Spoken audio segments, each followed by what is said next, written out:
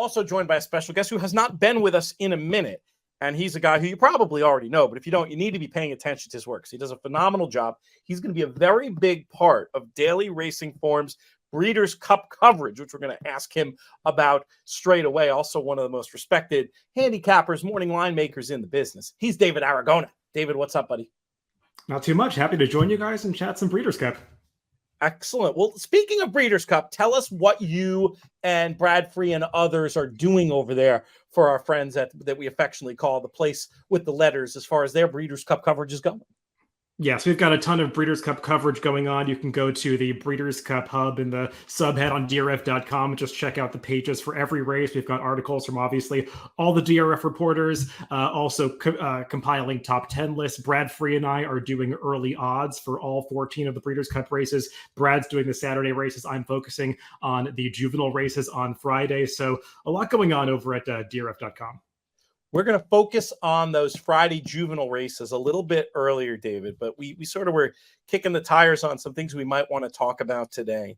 And one race that came up in particular was the Breeders' Cup Distaff as one that you feel like might be an interesting place to wager. JK, I know you've got some thoughts on the Distaff as well. Maybe we'll kick off the show talking about that one. Simply put, what are your thoughts on this race, David? Is one of the ones you're looking forward to potentially wagering on? It just feels like so much has changed in the past several months as some horses that were considered to be the top of the division have put forth some disappointing efforts, namely Nest and Clairiere. And it just feels like there's a lot of uncertainty, a lot left to be settled in this division, both with the older fillies and mares as well as the 3-year-old fillies. It feels like this race will decide those championships. And, a lot of the top contenders just all are coming in with similar running styles. I mean, just going down the list, Idiomatic, Adair Manor, Randomized, and I suppose you could even throw in Search Results, who has tactical speed. A lot of horses that want to be forwardly placed in this race, and a lot of horses that have been enjoying some favorable pace setups in their prep wins. So it just feels like an interesting race to handicap, just given the pace and how much uncertainty there is around a lot of the contenders coming in to face the toughest test that they have in their last few starts. JK, I know pace analysis is something that's huge for you when it comes to looking at races. Not usually so for races that are still several weeks out and we haven't seen PPs, but I tend to agree with David. This is the rare race that I feel like I want to take a pace angle, even though we don't know who exactly is running yet. Is that the way you see it, or do you sort of have your head around this a little bit more than an average race from several weeks out for that reason? Well, I just think like on an average Saturday, I think connections try to get a little cuter on an average Saturday with a race like this. Maybe they try to experiment a little bit. Oh, let's just see if Idiomatic will rate. Like that's not a converse. You don't do that on Breeders' Cup Day, right? You kind of dance with who brought you and her speed and getting loose on the front end. Brad Cox and Florent Giroux, they've never rated a good horse. It's not. So you feel a little bit more comfortable, in my opinion, in a big stage like this with big horses and big moments and a lot on the line, that you kind of have a better prediction of what they're going to do because you know what they're best at, right? Randomized, her big wins are wire to wire or forward. A Dare Manor. When was the last time Baffert rated a horse outside of the Travers this year, which when National Treasure didn't find the front end, but. It's one of those situations where I feel comfortable in saying that the pace should be fast. Now, like I said, if it was a Saturday at Saratoga, there'd be a significantly lesser confidence in that happening because we see it all the time. I just think the pace is going to be quick. And I think trying to get cute and suggest that the pace is not going to be fast is asking for trouble. For me, the horse that leaps out with all these things in mind, and we talked about this a little bit last week on these airwaves with Brad Free, who we were just talking about before, but it feels like Clairiere might be the one who has the race most run to suit. David, is that how you see it, or are you looking for maybe more even of a boil over, something similar to what we saw at the Breeders' Cup a couple of years ago with a very big priced closer coming to pick up the pieces late? Yeah, so I'll just put out there, I'm not somebody who likes to formulate handicapping opinions way ahead of time. I want to see the field, the post position draw, all of that.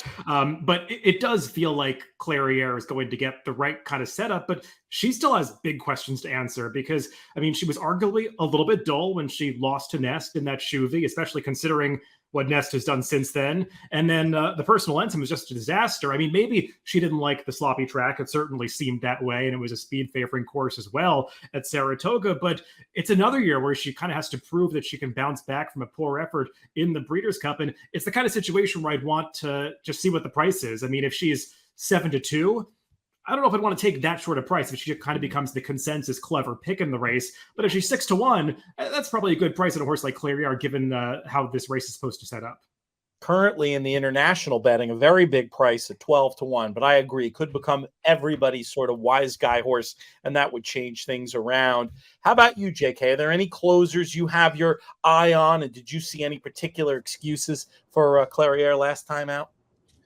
No, I mean, I just think she's one of those horses where, like, you know, she's good and she's really good, but she's not at that level where she like is one of those horses you can count on to overcome a bunch of adversity. I think when things kind of fall in her lap, she's really hard to beat. And so I'm thinking that it might fall in her lap. We'll see. I'm with David on how horses are working, where they're drawing, who else shows up. You know, do they all run? Are they not running? What, you know, are they? Do you hear somewhere that they're going to try to rate idiomatic? There's a lot of information that could come out between now and then. But I think that Clairiere is definitely interesting. I also think that a horse like Search Results is interesting. Like we've kind of forgotten about her. I mean, if you like Clairiere, you like Malathot. I mean, Search Results was in that category with those horses when they were 3-year-olds. She's had a lot of obstacles and she hasn't really kind of given us the consistency that we want from her.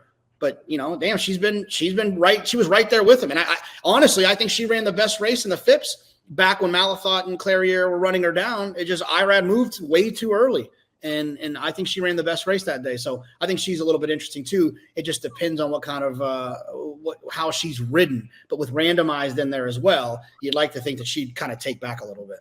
You'd think stalk and pounce would be the tactics. David, fully understand about not holding anybody's feet to the fire for a pick on this show or anything like that. And obviously your selections will be visible in all the DRF coverage and the DRF special edition that will be coming out. People can check back in with that later. But is there anybody else you'd want to name check as maybe just an interesting horse that's on your radar heading into this year's Distaff? Yeah, it's just the kind of race where I really want to keep an open mind because it feels like there's that potential for chaos. I mean, we saw something similar in that last Breeders' Cup Distaff at Santa Anita, won by Marshall Lorraine, where there was a total pace collapse and a horse that got the right trip and was ready to fire on the day, was able to win at a big price. So I want to see how this field comes up. I want to see if there are some horses that are not really on our radars yet that might be entered. A horse that I'm kind of interested to see if her connections do decide to run is Kijera, who, if you saw her last race at Churchill Downs when they finally put her back on the dirt, was super impressive. I know she was only beating some of the B-level 3-year-olds out there, but I mean, she won that race really convincingly. So I'd be interested to see if a horse like her runs. There's a horse coming in from Argentina who I have to do some work on still. So it's the kind of race where I want to see who shows up in the starting gate because it feels like this one could be open to a potentially bigger price. Good stuff, David. And for those looking up Kijera, that's XI if you want to Google for the first two letters.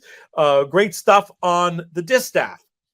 Thank you so much for watching this video. If you want more great content, choose one of the videos you see on screen now, or go to our website, inthemoneypodcast.com. And for even more, check out inthemoneypodcast.com/plus.